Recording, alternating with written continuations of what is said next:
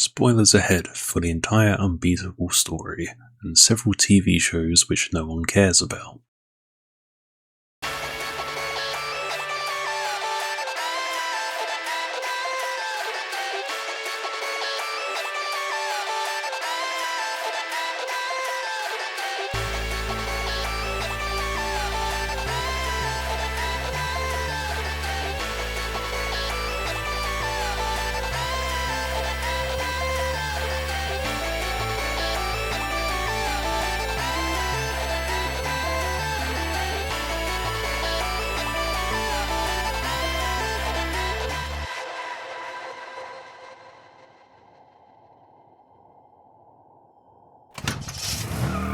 When I lose my mind, will you help me find it?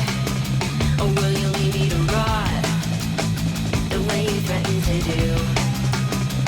Am I going blind? Or did the sun stop shining? Then sometimes I hear myself think, it seems like nothing's in tune.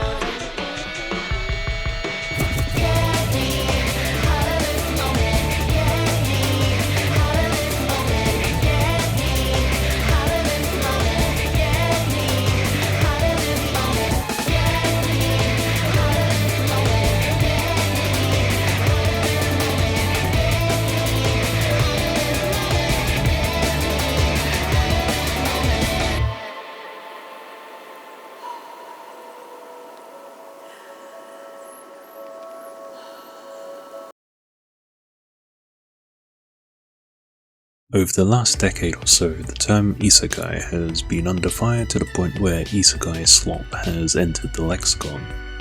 This isn't to say that all isekai is bad, but I was reading around on the internet the other day and I saw a post which I agree with. In a well-constructed story, everything has a purpose. In good isekai, the characters have a reason to exist. Each of them is battling with something in their lives, and they have goals. They try and make something of themselves, or they have a reason for acting as a foil against the protagonist. You don't just include characters to fit a trope. The character exists in spite of whatever trope they fill. That's the dumb person's version of a smart thing to say. You think I'm a dumb person? No doubt you can assume this is good advice for mostly all well-constructed stories, especially in a story like Unbeatable, where the characters are first and foremost given the importance of the story, whilst the world itself is almost secondary to the character-driven plot itself. But why am I going on about this? Well, I wanted to actually talk about one of my first introductions to the parallel world as a genre, and how this show and its multi-layered story relates in a way that's close to Unbeatable. That starts in 2006. Before everything went to shit, also known as pre-2008, the BBC released what could only be described as a risk. Life on Mars was a detective crime show which had a huge success in the UK, and it spawned a spin-off series which would later become what the franchise we mostly remember today, that being called Ashes to Ashes. We don't talk about the failed US version, which was so miserably bad that they had to cut it.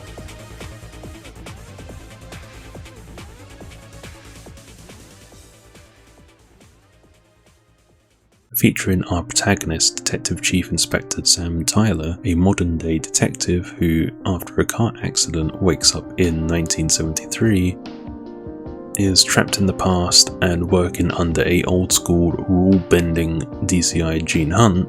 Sam solves crimes while struggling to understand whether he's time-traveling, dreaming, or in a coma, and how to get back home to his own time. Ashes to Ashes follows on from Life on Mars and follows Detective Inspector Alex Drake, a modern forensic psychologist who is shot and wakes up in 1981, working once again with the charismatic but unorthodox Gene Hunt. Alex investigates crimes whilst trying to uncover the truth about the world that she is in and how she can get back to her daughter.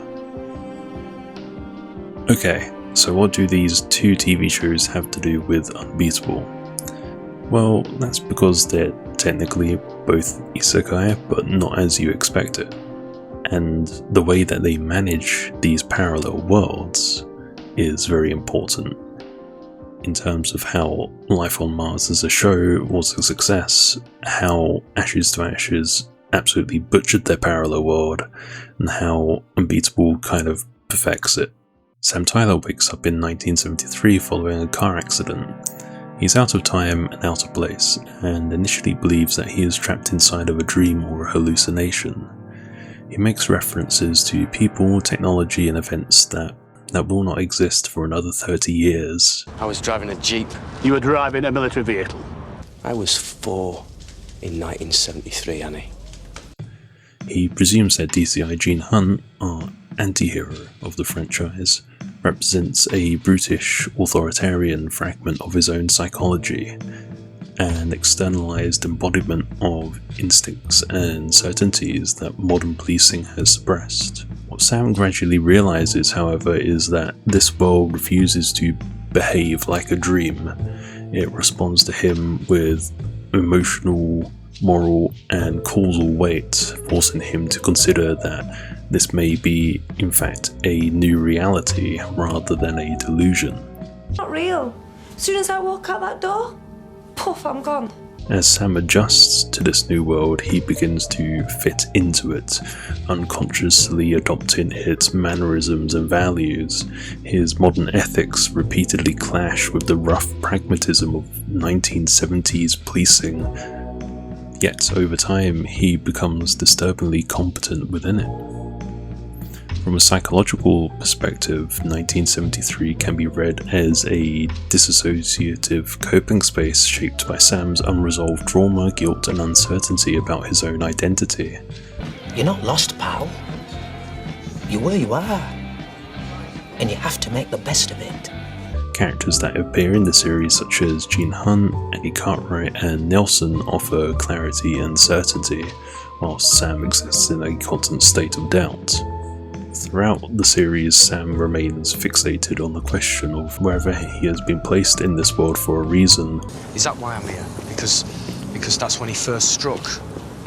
Periodically, the illusion fractures.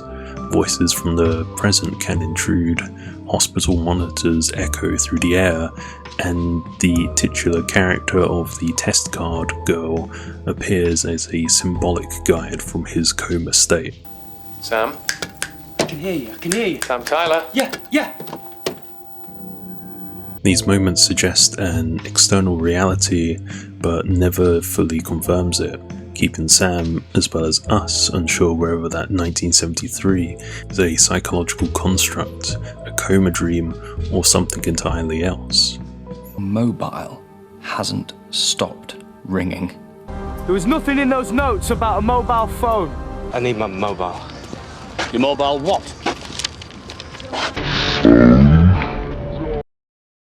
In the series, Sam believes that he may genuinely be in the past and is capable of altering future events. He encounters his younger self, forms a relationship with his mother, not in that way, and attempts to stop crimes that he believes will have consequences in his future existence. These moments reinforce the possibility that this world is not merely symbolic, yet they also deepen Sam's confusion about what is real and what is imagined. The series finale centers on Sam's confrontation with his father, Vic Tyler. In Sam's original life, where he would be a child, in 1973, Vic abandoned the family, leaving Sam with a idealized but false image of who his father was. In 1973, Sam discovers that Vic was living a double life as a criminal informant and thief and murderer. Sam is faced with the impossible choice. If his father stays, he will be arrested, but if he runs, he, as himself as a kid, will relive the trauma of growing up without a father. After a short confrontation with Gene Hunt, Sam allows Vic to escape, seemingly erasing him from Sam's life once again. This is not fair! I can't win!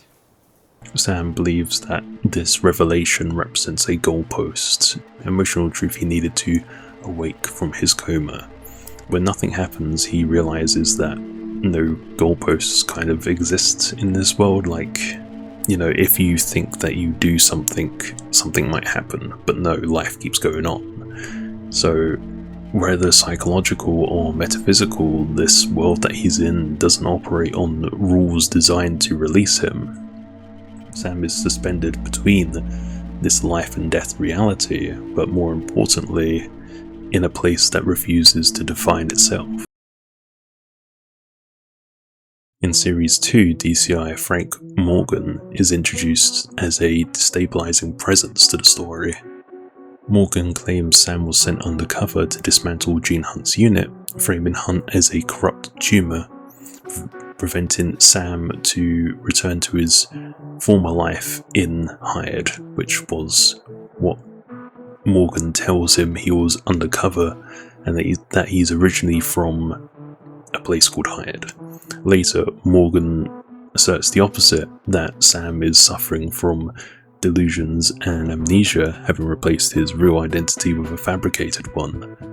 These conflicting explanations deliberately erode Sam's grasp on reality, leaving him unable to trust any framework, either psychological, institutional, or supernatural. I met Vic Tyler. Really? Where is he? In the final episode, Morgan promises armed backup during an undercover operation which quickly spirals out of control. When the support fails to arrive, Sam abandons the scene in desperation. In a tunnel, he encounters Morgan alone, revealing that the operation was another attempt to engineer Gene Hunt's downfall, as Gene and his team are brutally attacked. Both turn towards the white light in the tunnel. Sam wakes up in 2006. In the present day, Sam learns that Frank Morgan is a surgeon who has partially removed a brain tumour from his head following his crash, rendering it benign but impossible to eliminate completely.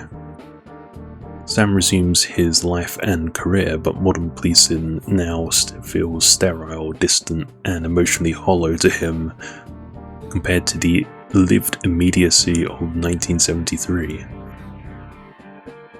In the final moments of the series, Sam chooses to leap from the police headquarters, returning to 1973, where he fully embraces the world that he was put in during his coma. The series ends without resolving whether Sam escaped into fantasy or fully embraced a parallel reality, only that the world he chose felt more real to him than the one he left behind. Away from us. Sam. Gotta hate that channel. Arguably, regardless of Sam being in 1973 or 2006, his reality is not validated by correct dates, events, fashion, or technology, but through lived experience, consequence, choice, responsibility, and emotional truth, regardless if he believed this offered an escape plan from his coma.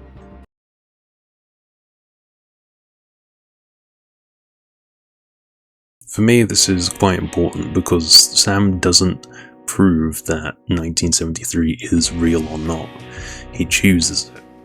He abandons the idea that reality must be externally validated and accepts a world that is coherent, meaningful, and morally immediate to him.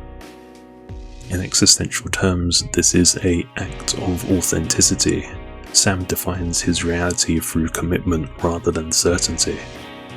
The series itself has been described as a Alice in Wonderland story by co-creator Matthew Graham, where the parallel world that Sam falls into itself is distinct from our own, but still remains undefined. However, this world is kind of completely destroyed in the follow-up series Ashes to Ashes. Essentially, by season 3 of that show, it turns out that the writers had finally exhausted Gene Hunt as a now pseudo-national TV figure of Britishness, and decided to reveal that the whole story was actually a battle between heaven and hell by angels and demons. Yes, they did actually do that, and it completely shits on everything else that was built up beforehand. DCI Alex Drake was already dead and, not in a coma after being shot, and the place that she ended up was a place called Jean's World, a limbo-like state for dead coppers to settle their past traumas before being taken to heaven or hell. At the time, it was highly regarded by the public, but on reflection, it's actually a terrible ending with a sudden shift in plot that came out of nowhere in Season 3. Despite this, in both TV shows, music plays an incredibly important role in providing a sense of place and time, grounding the viewer as they're sucked into that reality alongside our protagonists. It functions as memory, atmosphere, and proof of reality all at once. In Life on Mars, you hear music by The Who, Led Zeppelin, and Rolling Stones, bands which evoke the emotions of rebellion that define that era. In Ashes to Ashes, bands like Duran Duran, Spandau Ballet, and the Human League are highly liminal, transitional, and experimental, moving away from rock into the early days of synth. And as much as I want to play the music in this video, I can't. And of course you have David Bowie, which is present throughout almost like a ghost or a shape-shifting force. His music not only defines the feelings of the era, but is also the namesake of the shows themselves, Life on Mars and Ashes to Ashes. In both shows, music is not nostalgia, it is ontology, and could be argued hauntology.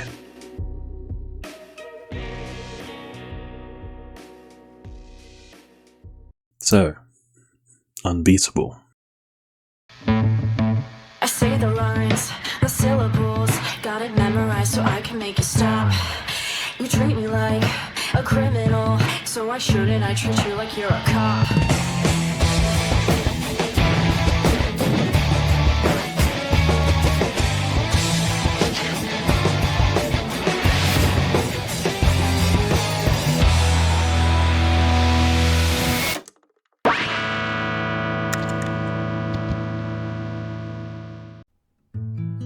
If Life on Mars and Ashes to Ashes is a piece of musical propaganda, then Unbeatable is the complete antithesis of this, because in this world, music is illegal and you do crimes.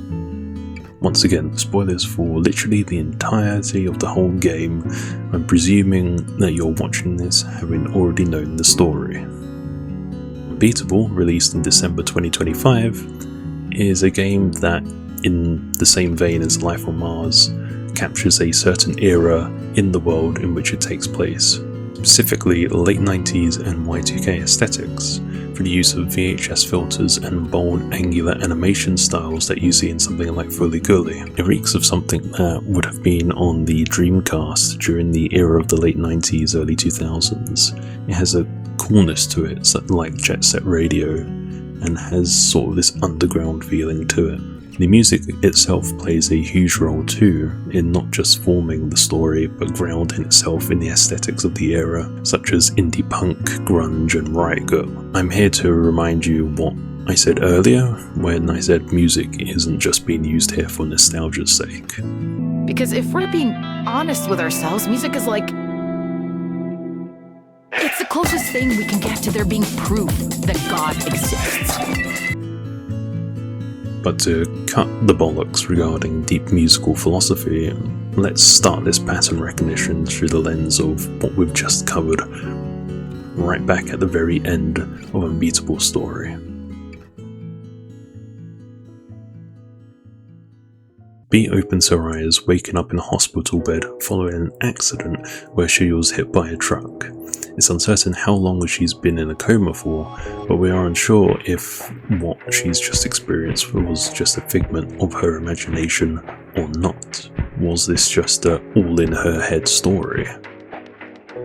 From discussions I've seen online, one camp says that it was all a part of the coma. Coma patients are normally unaware that they're in a coma state, which kind of reflects Beat's attitude to waking up in this new world. Great. The Twilight Zone is toothpaste police. I am going to help you out. I still don't really know what you're helping me out with. And me helping you out is gonna help me out. Is that okay? That's fine.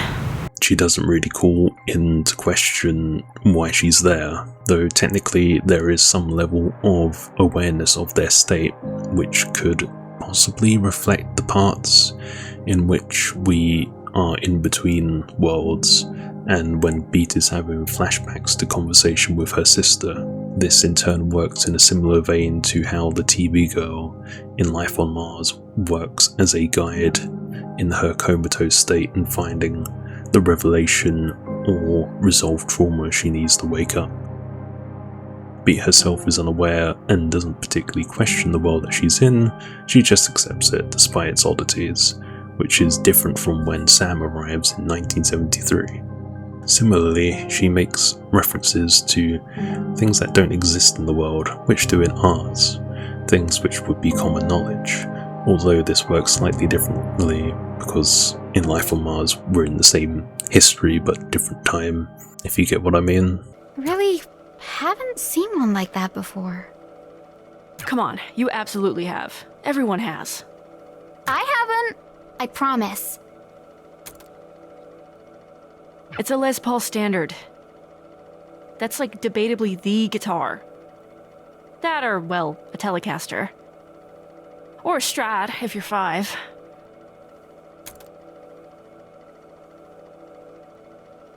I've never heard of any of these.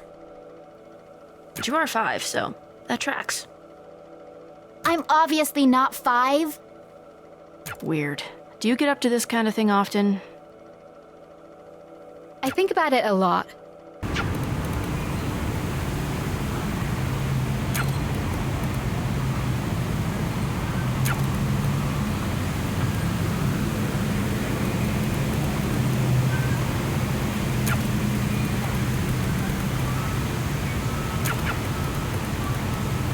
Another aspect is Beat's avoidance of wanting to drive a car.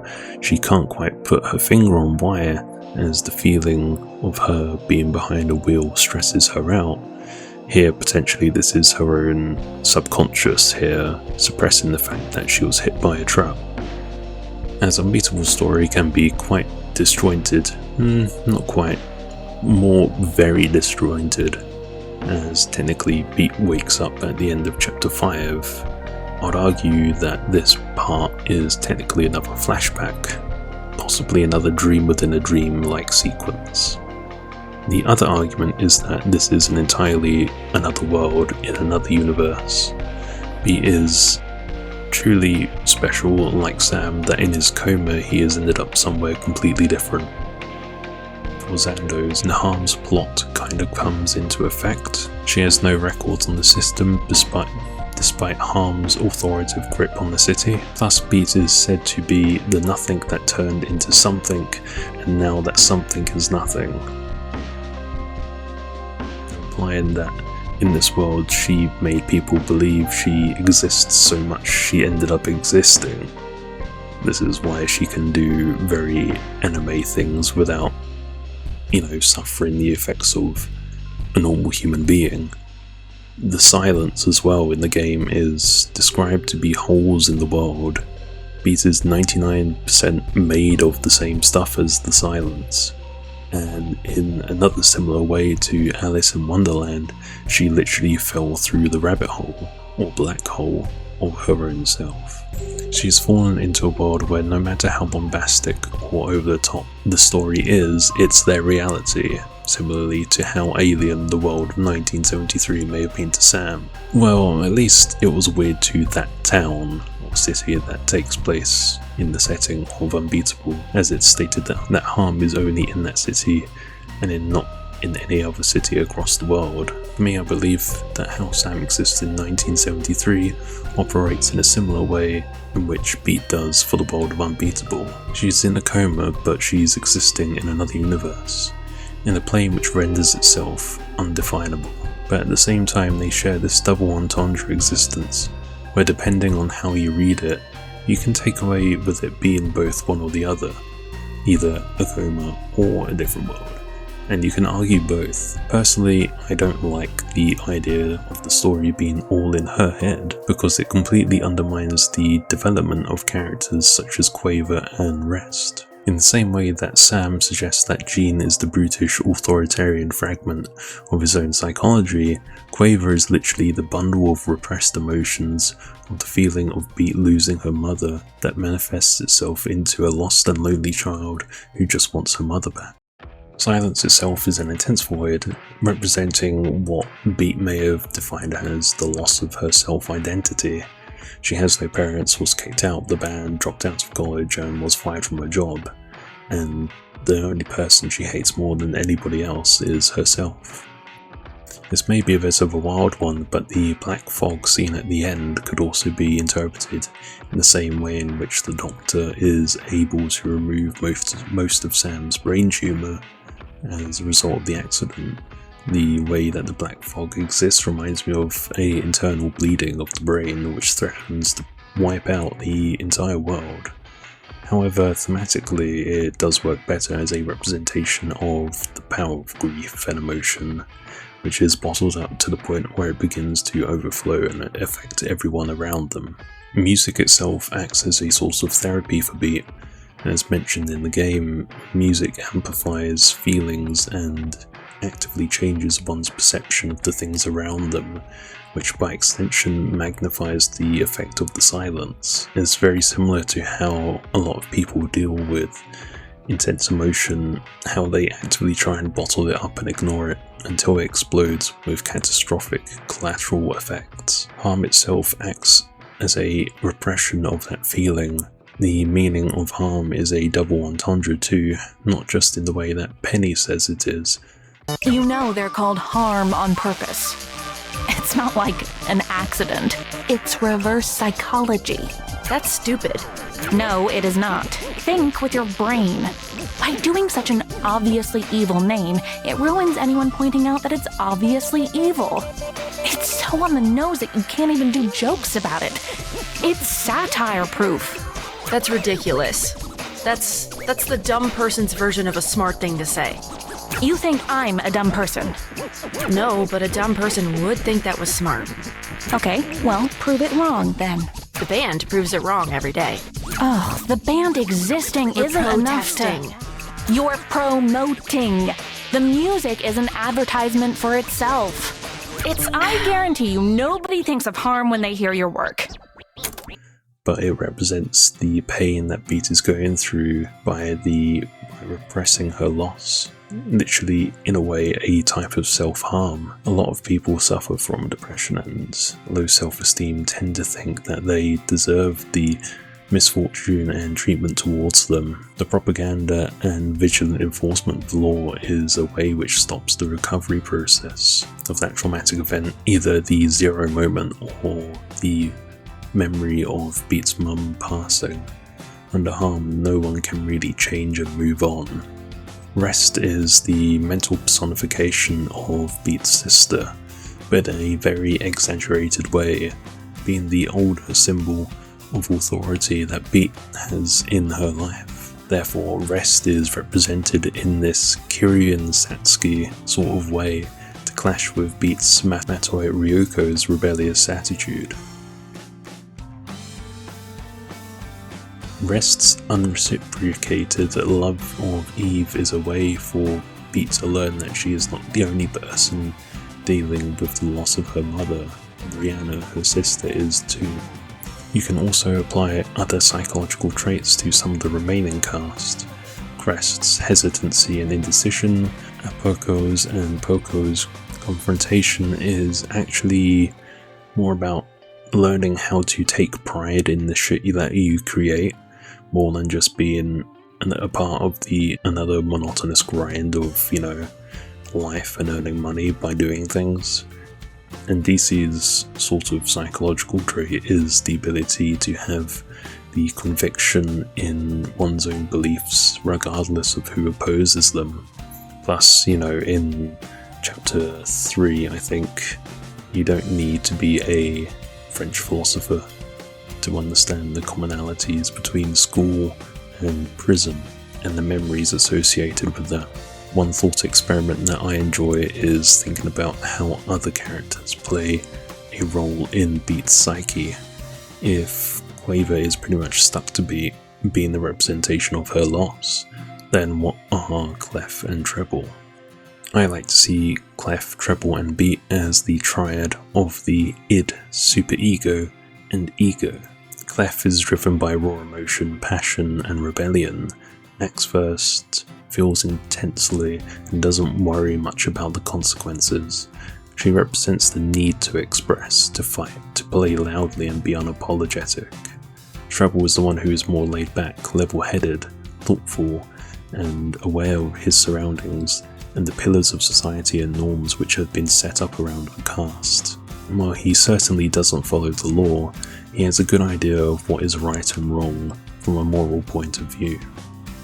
Beat herself is the ego, the balance between the two, which makes sense from a psychological perspective. She is herself in this world, she can call the shots, she is a problem solver and is more tactically sound, and can channel emotion into effective action. In Unbeatable, much like with Life on Mars, both realities are valid. The moment is one to be lived in regardless of where you are.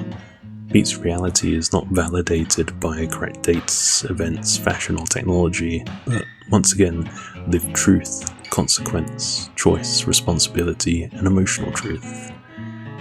Once again, in existential terms, this is an act of authenticity, one which Beat is able to find herself. She is not the same person that she was 7 years ago. She sheds herself and becomes herself again, through a state of rebirth, and can finally move on. In a way, throughout Unbeatable, Beat herself is a better surrogate mother to Quaver than the rest could ever be, or even at least a better sister to Quaver. And through that experience she learns how to be kind to herself. I can't exactly put it into words, but there's something there.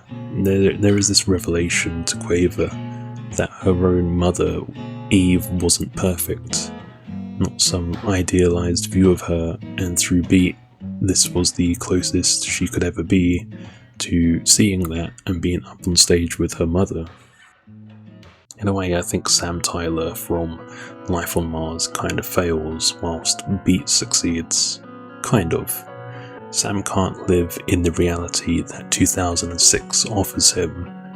He hasn't learnt from his experiences in 1973 to the point that he's willing to jump off a building to do so. He rejects the responsibilities and consequences of being in 2006 as an individual, a person, someone that people can love. Beat, on the other hand, learns from her experiences. Kicked out of the band, see where you can improve. Want to go back to college? She can. Beat also has someone to look out for her, and someone that she can be with, her sister. And I think that's a better ending. The life hurts, growth is messy, but I believe that Unbeatable argues that healing yourself comes from choosing authenticity, wherever you are, and learning finally how to be kind to yourself. It's also clear that Beat suffers with ADHD, which I found heavily relatable. The world of Unbeatable itself doesn't take place in the 90s despite its aesthetics. Unbeatable takes place in the now. Beat owns a phone that is almost 20 years old, something that she must have acquired in the early 2000s. And for people who grew up in the 90s and the early to mid 2000s like myself, returning to those textures and sounds isn't about regression. It's about comfort, grounding, and remembering how it felt to be creative, emotional, and alive. The best thing about Unbeatable's story is that it's left unanswered. It's up to you. At the end of the day, the answer is that it doesn't really matter. This may be a cop-out answer, but it's 3 AM. Leave me alone. And without further ado, good morning. It's afternoon, you're doing the same shit. It's boring, a lame excuse. I've gotten used to it.